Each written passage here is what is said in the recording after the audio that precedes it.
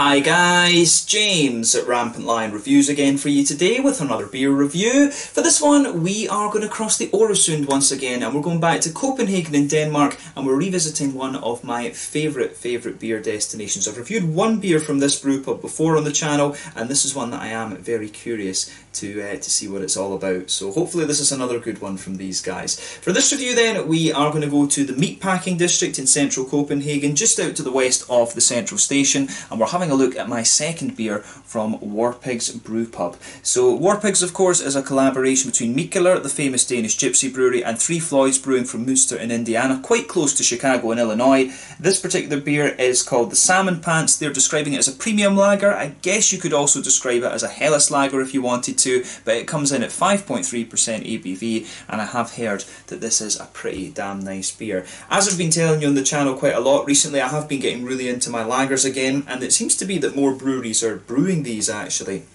in recent times, so I'm not sure whether I was getting into them and then sort of sought them out, or whether more breweries are in fact brewing them more regularly. But regardless, I really enjoy this style at the moment, and I'm really curious to see what this one has in store, because I have heard that this is a pretty nice example of the style. So fingers crossed it makes for a good review. I hope that you guys enjoy it, and I'm certainly looking forward to it. And it's always nice to review some different beers from Warpigs Brewpub, of course, and I will make sure that the next review I do from these guys is a different style, because the first and only beer that I've reviewed so far was the Lockdown Lager. We've got another lager here, so I will try to make sure that I review like a stout or an IPA or something like that next time round, but definitely looking forward to more reviews from these guys. But yeah, as always with my reviews then, I'll tell you a little bit about the brewery before we taste the beer. If you want to get straight to the tasting, just fast forward. All the usual links are in the video description below. That's the brewery website, the link to my other reviews that I've done from Warpigs Brewpub before, and there will no doubt be more added to that list in the near future.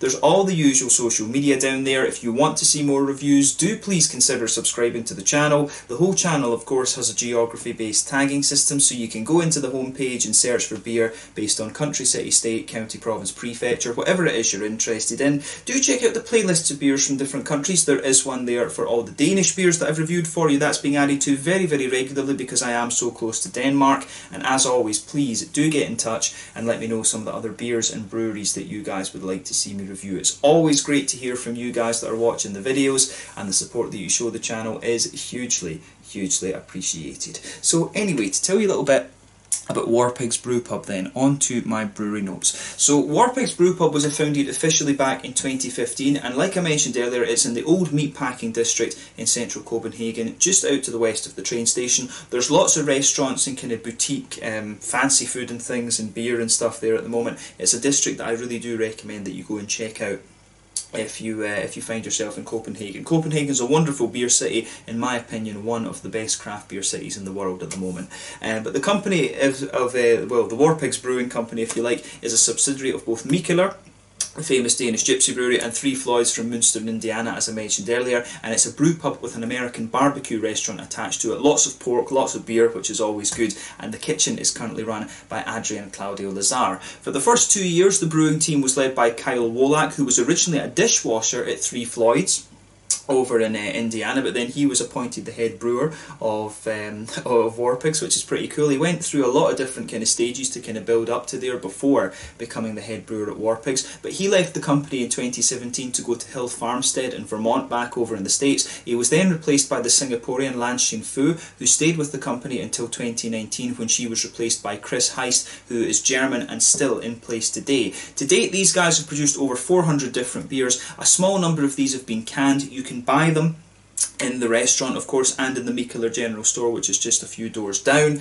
and I think you can get them in the other Mikkeller and Friends shops as well, if I remember rightly. But there are a small number of them as well have been brewed by three Floyds over in the States, and this is one of those, I believe. It's been brewed on a slightly bigger scale, so you will find some of the Warpigs beers distributed a little bit more widely actually. So this, I guess you could say, is a Warpigs Brewing USA beer, if we want to get technical about it. But just to tell you a little bit about the two parent companies then as well. So Mikkeller, as I've told you numerous times on the channel before, were founded back in 2006 by Mikael Bjergsø, who was a former science and maths teacher, along with another friend, Christian Keller, who left the company early on. But they operated for many years as a gypsy brewery, brewing their beers mainly at the Proefbrouwerij at Lochristerhefte, just outside of Ghent in Belgium, and a few other places such as Lervig and Stavanger. up in Norway. But in 2016 they took over Ale Farms. No, sorry, not Ale Farm, Ale Smith's brewery in San Diego in California, and then they opened another brewery the following year at the home of the New York Mets. And those are the two main facilities that they operate now. But they also have their Bauhaun blendery in Copenhagen as well, in Reffelslund, if I'm remembering the pronunciation of that place correctly. But you get a lot of really interesting sour beers there as well. But Mikkeller has produced well over 1,000 different beers. They are one of the most prolific breweries in Europe, if not the most prolific. But they are very, very highly regarded. And they were, I guess you could say, the ones who really kicked off or one of the ones that really kicked off the craft beer revolution in Denmark, if you like. But probably the best known Danish craft brewery these days, and that's a reputation that they have kind of quite rightly earned. But I would say the standard of beer in Denmark is very, very high these days. You get some real quality stuff from lots of different breweries in Denmark at the moment. On the American side of this collaboration then, Three Floyds, as I've told you already, are based in Münster in Indiana, and the company, it was founded in 1996 by Mike Floyd along with his two sons Nick and Simon. These days they're producing around 10,000 US barrels of beer per year. They've built a huge reputation for themselves. They're also doing a little bit of distilling from what I understand now as well. But you get some really great beers from these guys, and hopefully the next time I make it out to Chicago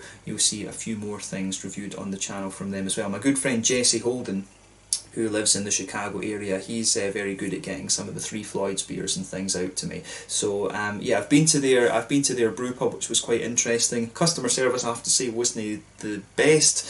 They got a little bit shitty about me wanting to film in there, which I wasn't too happy about. But yeah, that's just kind of how it goes. But yeah, a very highly regarded brewery. The quality of their beer speaks for itself.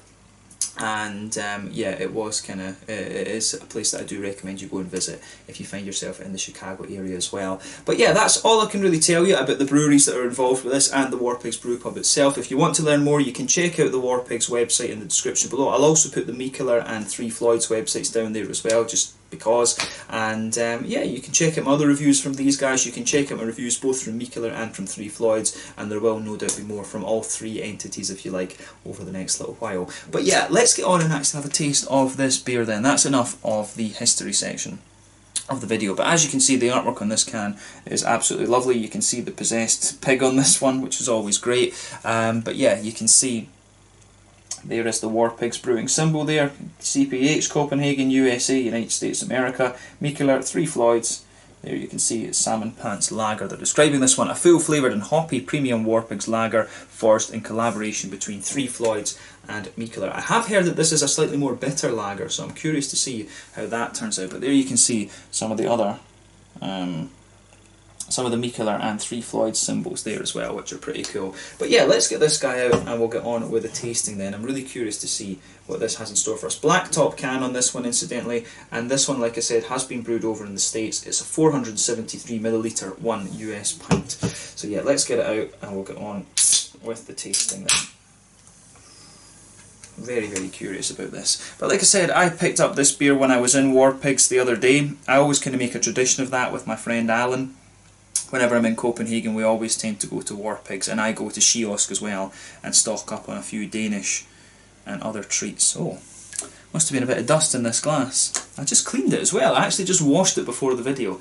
Not sure why that happened, but yeah, just happens sometimes. But yeah, as you can see, this beer is poured a lovely kind of bright golden yellow colour, which is exactly what you expect from the lager. Crystal clear, as you can see. There's a solid 2/3 finger of quite a bumpy white head on this one. One or two big bubbles sticking towards the side of the glass, quite a few ones going up towards the bottom of the head there. You can see the carbonation that was sticking to the side of the glass has disappeared now. But yeah, it really is weird that, because I washed the glass and then I rinsed it just before this video, so that is quite strange.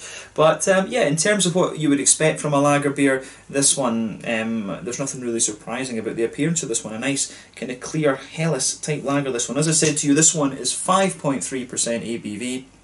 They're calling it a premium lager.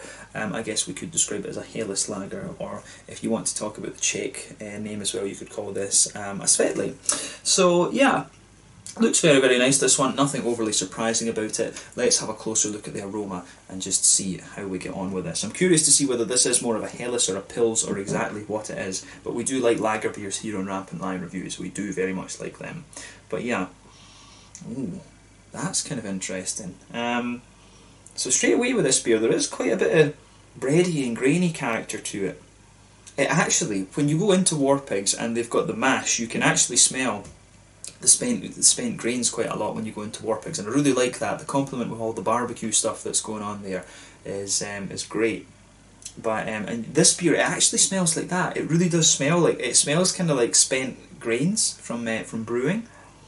That's what I get out of the aroma of this one for sure. So it's got that wet kind of almost oatmeal-y type aroma to it. So yeah, there's a bit of a bready base to this one, a kind of white bready base, a little bit of a kind of bread crust type quality, like a brown bread crust. So yeah, kind of brown wholemealy bread, a little bit of white bread in there as well, some bread crusty notes, a little bit of a biscuity, McVitie's digestive kind of thing. But yeah, the aroma that really strikes me about this one, it comes across very much like spent mash grains, if you like. It really reminds me of the smell when you actually walk into Warpigs. It doesn't always smell like that, right enough, but whenever I've been in the last couple of times, you smell it. So there's been a lot of smell of the spent grains actually. But the aroma of this beer, I have to say, is very, very nice. I do like that. So yeah, a little bit of biscuity sweetness in there, maybe a tiny touch of caramel, but quite a bit of brown bready, grainy kind of character as well. And I really quite like it. But yeah, it's come across really quite nicely, this one, in terms of its malty side. But I think this is a more hoppy leaning lager, as I said, and you can get quite a bit of hoppiness out of this. So nice little bit of an earthy quality to this one. It does smell as if it might be noble hopped, this. Maybe a little bit of Hercules or something like that, one of the slightly stronger German noble hops actually. So yeah, there's a little bit of that noble earthiness there, some nice quite bright floral characters. It does have a wee bit of spiciness, so it could be like some Czech Sats in there as well, I'm not quite sure. But the Americans of course have got their own hops that they could use for this.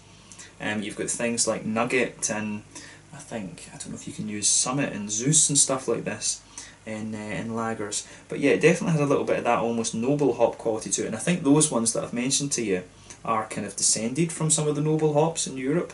I think Tomahawk and Columbus and stuff, but I don't know if you'd use Columbus as a bittering hop in a lager, in fairness. But yeah, you do get quite a bit of a bright floral note out of this. It's very aromatic in a lot of ways. There's some nice juicy kind of fruity notes to it as well, but you've got a nice little bit of a bright grassiness underneath it too. How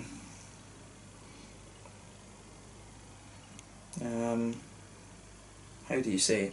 The fruity side of this one is kind of what you'd expect though. It's got a little bit of an apple-y note to it, a little bit of an apple-y peary kind of thing. There could be, could we say that there's a wee touch of like a gooseberry, apricot-y type thing to this one as well?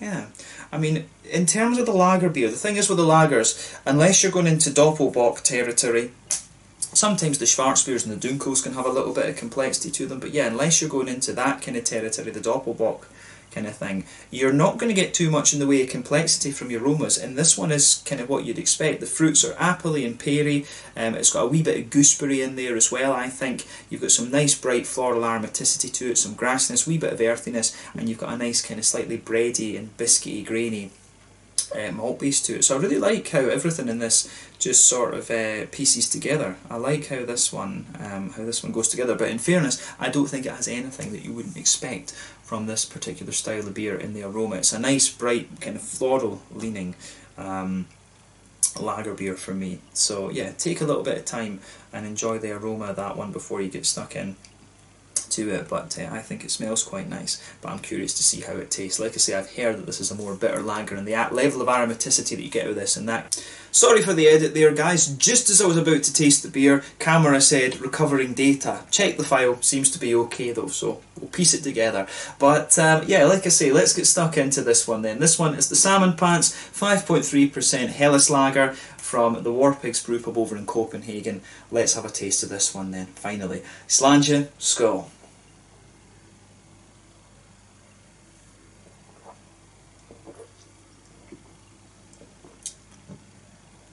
Ooh, that is pretty nice actually. It is a pretty bitter and pretty dry lager beer actually. To some extent it reminds me of the Finpilsner from Hylje Brewery here in Skåne in Sweden. It's definitely got a bit of that dryness to it. I'm not sure if you could describe this one completely as a Pilsner, but it does have a little bit of Pilsner type qualities, a bit of Pilsner type character, I guess we could say.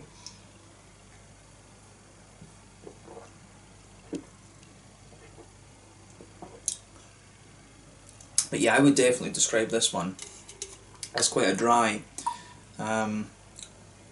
It's quite a dry lager, this actually. I think there's quite a bit of Pilsner malt in this, but at the same time it does have a good level of bitterness in it.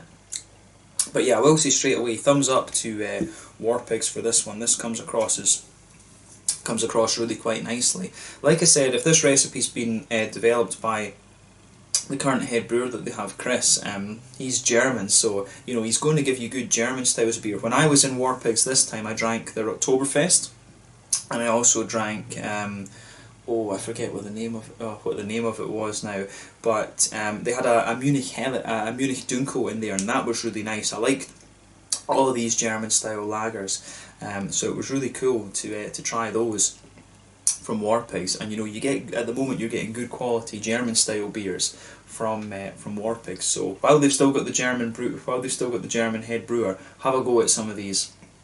I don't know how long the German guy will say, Chris Nietzsche, like I said, but if he's there long term, you will get a lot of nice lagers and stuff from these guys. But this is a very nice recipe, so thumbs up to Warpigs for this one.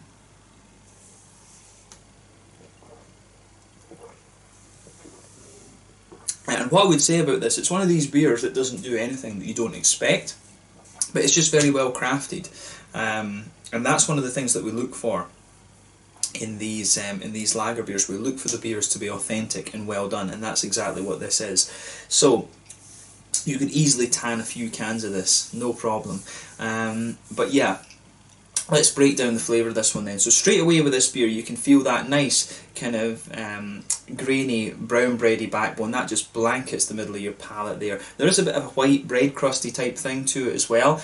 So yeah, you've got the more kind of grainy things forming the backbone of the beer. You get a bit of the kind of white bread sitting on top of it, and as you go towards the back third of your palate, it's a little bit more sort of grainy and bitey, if you like, and I really like that about how this beer goes together. If you move forward into the middle third of your palate, you've got a little bit more of a kind of biscuity sweetness coming out of this one, which is great.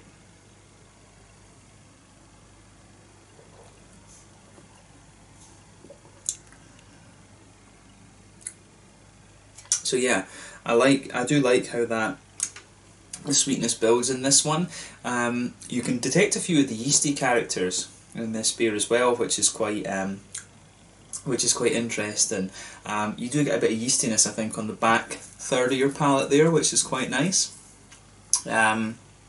And that does build up a little bit, but what I would say is this is definitely a more grainy leaning lager for me. I do get more and more of the grains out of this one the further you go into the aftertaste. There is a wee bit of a sweetness to this one, but you can feel, if you go to that border between the middle third of your palate and the back third of your palate, you can feel the Pilsner malt and that sort of almost astringent-y. You know, Pilsner malt's a pain to describe for you because it's really a mouthfeel thing. You can feel that sort of Pilsner malt just coming off the top of the palate there. For me, Pilsner malt, it's always difficult to describe the aroma of it and the way it tastes, because for me Pilsner malt is all about the kind of mouthfeel, but you can feel it just kind of coming off the tongue, if you like. It's not a zestiness, it's not an aromaticity, but you just kind of feel that it's there. So yeah, for me, quite a grainy leaning lager, this one. There is a bit of bready character, there is a little bit of bread crust, and yeah, nice little bit of that wee biscuity sweetness there as well. So like I say, in terms of lager style, I think this one does have quite a bit of Pilsner character to it, but I think I can see it kind of creeping in towards the kind of Helles note a little bit. But for me, it is a little bit more of a kind of Pilsner one, this, rather than anything else. But yeah, on the hoppy side of things then, in the back corners of the palate, you've got a nice little bit of earthiness there. As you move further forward, you can feel it does get a little touch herbal, but as you reach the front corners of the palate, it's distinctly more kind of floral and aromatic. I've got a feeling that this one maybe is more...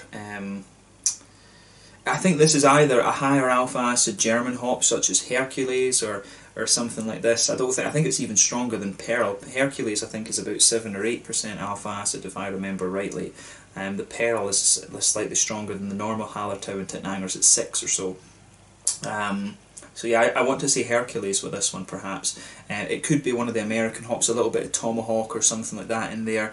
But yeah, you've got a nice little bit of floral spiciness on the front corners of the palate. But as you go round the front curve of the tongue, it's a little bit more lighter and grassy. And then behind the front curve of the palate, that's where you get the nice oily bubble, where the juicy fruity esters just roll their way out of the beer.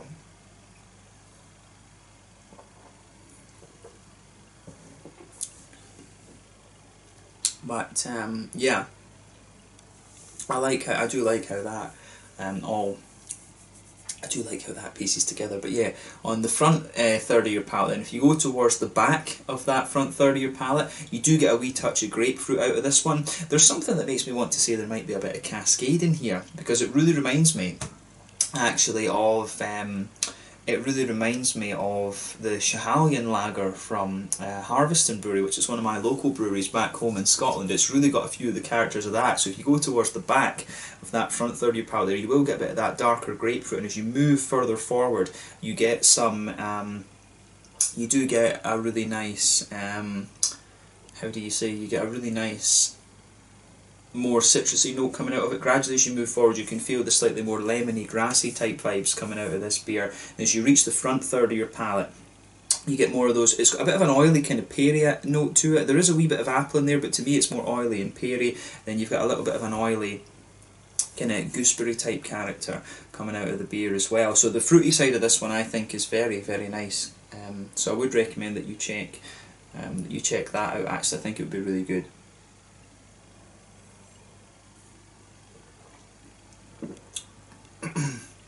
And I would say, I took a little bit of that down the wrong way there. But yeah, I would say with this one, it does develop a little bit more of an oily character the further that you go into the aftertaste. You do get more of that kind of gooseberry note, more of the pear kind of sitting there. And on the very edge of the front, on the very edge of the front part of your tongue, there is a bit of a limey, almost lemony type quality, just pushes its way out. It does have a wee bit of zestiness on the finish, to be honest with you. I'm not actually sure what the inspiration behind the name Salmon Pants is. I really don't know. But what I would say about this beer is that it is quite a zesty and a slightly more bitter lager beer, if you like. This one could well be about 50-ish IBUs, kind of somewhere in that region. So on that note, we'll move into the mouthfeel. So like I say, about 50 IBUs for this one. For me, it's got a little bit of that Pilsner kind of crispness. There's a little bit of an oily character there as well. I really like how all of it goes together. The everything that pieces together in this one, I think, is really quite nice. So how would we describe this? I think this is at the top end of light bodied. The carbonation is quite crisp in this one. It leans towards being more of a grainy lager beer, but there is a bit of oiliness in there as well. Like I said earlier, about 50 IBUs. The malt base is a little bit grainy, but also a little touch sweet, and you've got just a little bit of an oily kind of fruitiness coming out of this beer as well. So overall, for me, it's a very interesting one. I really like how this how everything kind of pieces together in this. But yeah, another very, very solid beer from Warpigs, and I'm not surprised. I think this is definitely, it's got a lot of Pilsner character to it, but it comes across as a little bit more of a kind of bitter and slightly spicy Pilsner. So yeah, pay attention to that when you have this beer. But again, it's one of these ones that doesn't really do anything surprising. It's just really quite well crafted, but definitely a more kind of bitter Pilsner. I really think about 50-ish IBUs with this beer. So yeah, let's leave it at that for this one. This one was the Salmon Pants, a lager beer coming in at 5.3% ABV from Warpigs Brewpub, a collaboration, of course, between Mikkeller and Floyds Brewing. So yeah, do go and check out Warpigs if you get the chance. You will see some of these beers over in the States. I would guess that some of them might be brewed at Mikkeller in Mikkeller San Diego, maybe even some at Mikkeller New York as well, but this one, from what it says on the can, was produced at, it says in Munster. It says actually here, so some of it is produced in Munster in Indiana, which will be at Floyds, and some of it is produced at Summit Brewing Company in St. Paul in Minnesota. So yeah, I've not had too many beers from Minnesota actually, that is one. a state that I need to have a few more things from. But yeah, really enjoyed this one. Always cool to review new beers from Warpigs for you, and I hope that you guys enjoyed my take on it as well. So let's leave it at that. Thank you again for watching my beer reviews. Until the next time, please like, subscribe, share, all the usual YouTube stuff. Let me know your own thoughts on this beer in the comment section below. Let me know what your favourite beers are from Mikkeller, 3 Floyds and from Warpigs, and we will return to this brewery fairly soon, I'm sure. Thank you for watching. Check out my social media, and I'll catch you guys later. The Salmon Pants Lager beer, 5.3% ABV from Warpigs Brewpub in Copenhagen in Denmark. Slange, skål, cheers.